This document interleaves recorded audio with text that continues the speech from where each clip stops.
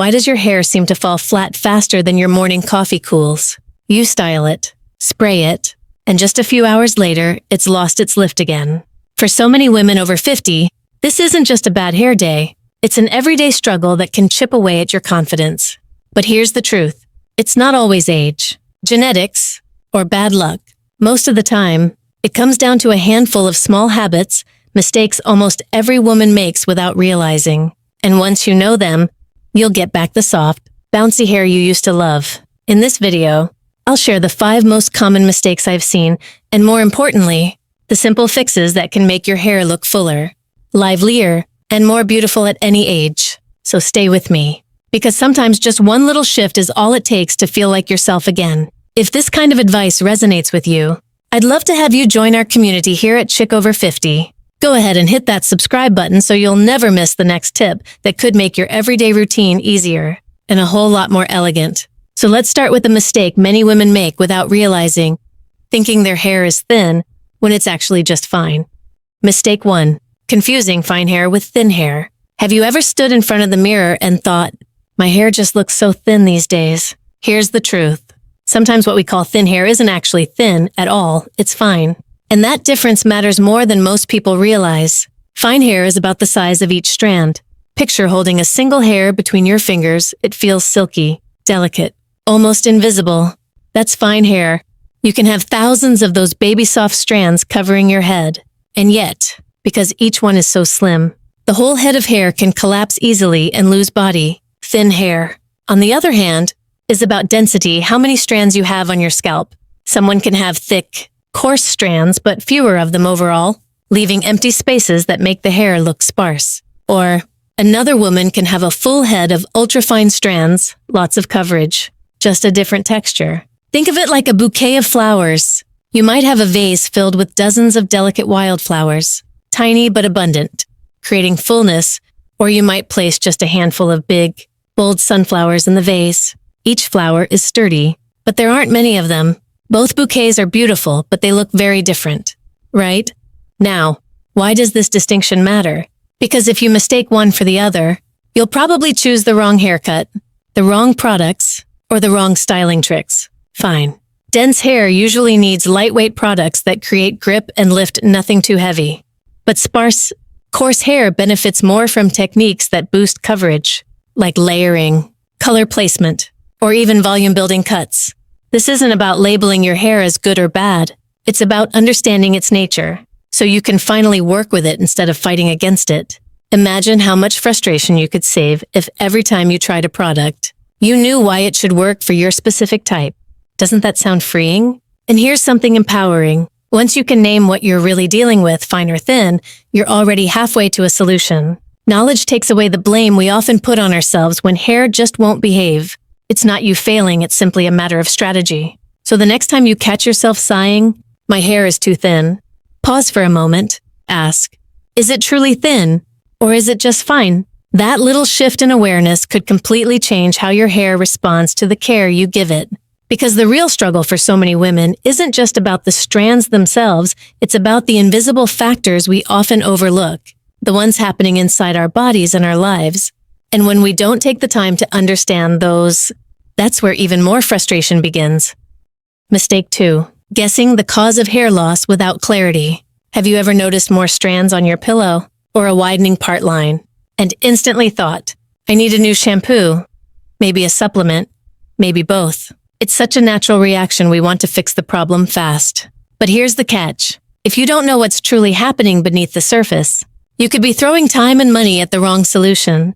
Think about it this way. Imagine your car suddenly won't start. One friend tells you it's the battery. Another swears it's the engine.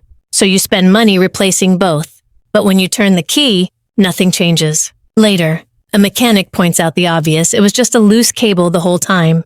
That's what it's like when we guess the cause of hair loss. Without the right diagnosis, we can chase trend after trend and still feel stuck.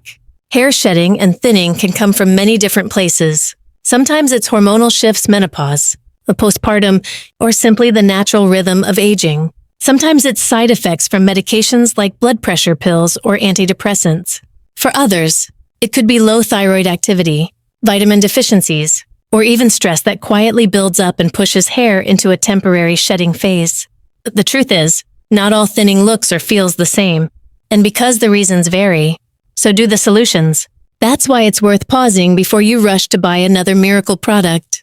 Have you ever tried something that worked beautifully for your friend, only to find it did absolutely nothing for you? That's usually because her cause was different from yours. Here's the empowering shift. Instead of guessing, get clarity. A simple conversation with a dermatologist or your primary doctor can reveal so much. Sometimes a blood test or a quick scalp check uncovers answers that all the lotions and potions in the world couldn't give. And once you have that knowledge, every decision, whether it's supplements, styling changes, or medical treatments, comes from a place of confidence instead of trial and error. And even if the answer isn't what you hoped, maybe it's genetic or not reversible, there's still peace of mind in knowing the truth. Because from there, you can stop wasting energy on what won't work and focus on the small, smart steps that actually do. So, instead of blaming yourself or chasing every new trend that promises miracles, give yourself the gift of certainty. Knowledge is lighter than worry, and it allows you to walk into your stylist's chair or your own bathroom mirror with a plan that feels grounded. And once you know what's really happening, you'll discover that improving how your hair looks isn't always about chasing growth or fighting loss. Sometimes, the secret lies in creating the illusion of fullness and dimension in a way that makes the hair you already have look more alive than ever. Mistake 3. Wearing a flat, single shade with no dimension. Have you ever wondered why your hair seems to lose its body, even when the cut and products should be working? Why does it sometimes feel like no matter what you do, the result still looks a little flat?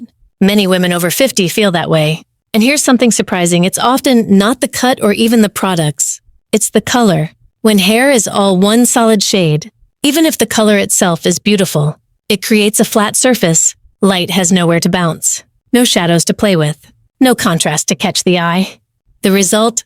Hair that looks smooth but lifeless, sleek but lacking volume.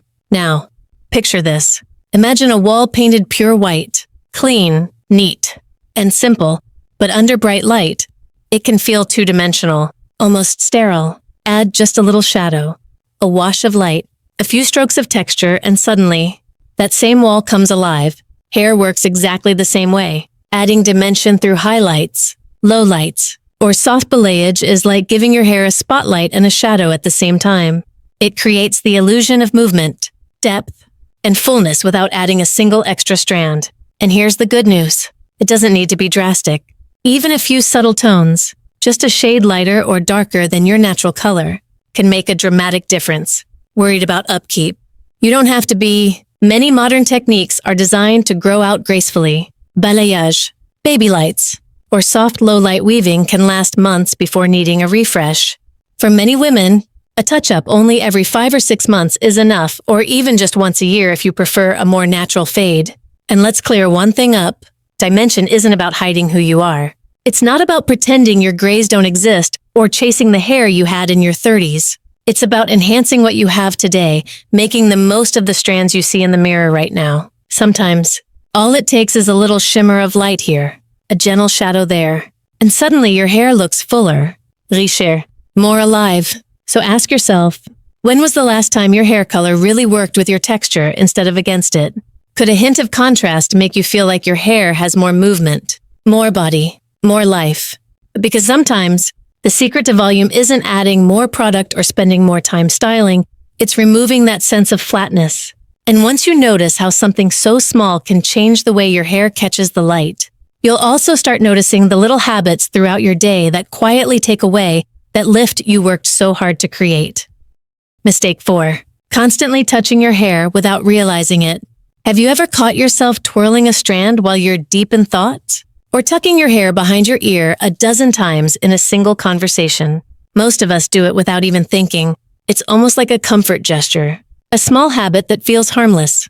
But when your hair is fine or already struggling to hold volume, that little habit can undo hours of effort. Every time your fingers run through your strands, they leave behind natural oils, moisture, and even dirt from your skin. Over time, those transfers weigh the hair down, flattening the lift you created earlier in the day. It's why you might notice your style looking fresh in the morning but limp by lunchtime and you haven't even broken a sweat. Think of it like a crisp white blouse you've just ironed. The fabric is smooth, light, and neat. Now imagine brushing your hands across it again and again throughout the day. The creases return, smudges appear, and what once looked polished now looks tired. That's exactly what happens to your hair when you keep touching it. And it's not only about oils. Fine hair, in particular, is delicate. Constant fiddling, twisting, or smoothing creates extra friction that can lead to breakage over time. Combine that with styling heat, weather, or stress, and suddenly your strands are fighting an uphill battle just to stay strong. So how can you break the habit? Start by setting your hair in place with a light, flexible hairspray after styling. It's not about making it stiff. It's about giving it enough structure so your hands don't feel the urge to fix it. If you like touching up throughout the day, keep a small comb or pick in your bag. That way, when you feel tempted to reach for your hair, you have another tool ready, one that won't sabotage your style. Here's another trick that works for many women. Redirect your hands. Hold a cup of tea, clasp your hands gently in your lap, or rub a dab of hand cream between your palms. It's a simple swap, but it keeps your hair fresher, cleaner, and fuller for much longer. So ask yourself, how often do you catch your hands in your hair without even realizing it? Could that little reflex be the hidden reason your style never seems to last past the afternoon? Because the truth is, when it comes to maintaining volume, sometimes the smallest adjustments make the biggest difference. And once you start paying attention to the tiny habits that quietly weigh your hair down, you'll also begin to see how the way you care for it in the shower can either protect that lift or take it away before the day even begins. Mistake 5. Applying conditioner in the wrong place. Here's a question you might never have asked yourself. Where do you usually put your conditioner? If you're like many women, the answer is simple everywhere. From roots to ends, it feels logical, right? The whole head of hair deserves the same moisture, but when your strands are fine or your density is low, that one habit can flatten everything you work to build. The truth is, the roots of your hair don't usually need the extra help. They're the newest part of your hair, naturally healthy and coated with the oils your scalp already provides. That's why when you spread conditioner right at the scalp, it often backfires. Instead of nourishment, you get heaviness hair that clings to your head, limp and weighed down. No matter how carefully you blow dry, the real need lies further down. Mid-lengths and ends are the parts that have lived through styling tools, sun, wind, and time. They're older, drier, and more vulnerable. Imagine a tree. The trunk at the bottom is strong and nourished from the roots, but the leaves at the top are the ones exposed to weather. They're the ones that need attention, moisture, and protection. So how do you shift the habit? When you're in the shower, try flipping your head slightly forward and applying conditioner only from the middle of your strands down to the ends. Use your fingers like a wide-tooth comb, guiding the product where it's needed most. Then rinse thoroughly, letting the water carry any residue away from the scalp. That way, your roots stay light and airy, ready to hold volume. And if you use leave-in treatments or sprays, the same rule applies. Keep them away from the crown. Let the top of your head remain free to lift, while the lower lengths receive the softness and shine they deserve. The beauty of this small adjustment is how quickly you'll notice the difference. Your hair feels silky, but not heavy. It holds its shape longer, styles with more ease, and even stays fresher between washes. It's such a simple change, but it can completely transform how your hair behaves day after day. So the next time you reach for your conditioner, pause for a moment. Ask, am I helping my roots or accidentally holding them back? Because when you treat each part of your hair according to its true needs, you give yourself the best of both worlds. Softness where you want it, and lift where you need it. And that balance is what makes fine or thinning hair feel full of life again. So what we've uncovered today is simple, yet powerful. Hair that feels flat or lifeless isn't always about age or bad luck. It's often the small habits we never thought twice about. Once you begin to notice them, everything changes. When you understand the difference between fine and thin, you finally see why certain products or cuts never seem to work. When you stop guessing and start seeking real answers, the frustration eases. Add just a touch of dimension, and suddenly your hair moves, shines, and feels alive again. Keep your hands out of it, and you'll see it last longer than you imagined. And when you treat your ends instead of weighing down your roots, you give your crown the freedom to rise. The truth is, Fine hair is not a flaw. Thin hair is not a weakness. They're simply part of who you are, like the color of your eyes or the sound of your voice. And when you work with what you have instead of fighting against it, you discover a beauty that feels effortless, graceful, and completely your own. At Chic Over 50, we believe elegance isn't about chasing youth. It's about celebrating yourself at every age. If today's video gave you a new perspective, I'd love for you to join this community.